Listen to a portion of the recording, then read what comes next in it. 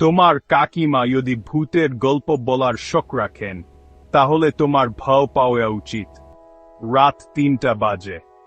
গ্রামের শেষ প্রান্তের বাড়িটা অন্ধকারে চাকা। ভিতরে শুধু রাহেলা কাকিমা আর তার ভাগ্নি তানহা জেগে আছে। তানহার বাবা মা শহরে, তাই তানহা ছুটিতে কাকিমার কাছে এসেছে। এই বাড়িটার ভূতের গল্পগুলো তানহাকে ভয় পাইয়ে রাখত। সবচেয়ে ভয়ঙ্কর গল্প আমগাছের ভূত নীলার গল্প।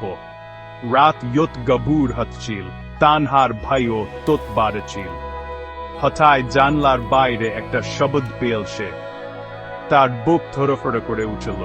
তারপর সে দেখল দুটো লাল জ্বলজ্বল চোখ। তানহা দপড়ে কাকিমাকে ডাকতে গেল, কিন্তু কাকিমার ঘর ফাঁকা।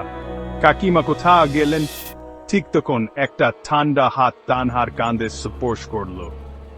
সে চিকার গড়ে ঘুরে তাকাতেই দেখল কাকিমা, কিন্তু কাকিমার চোখ দুটো ঠিক বাইরের চোখ দুটোর মতো।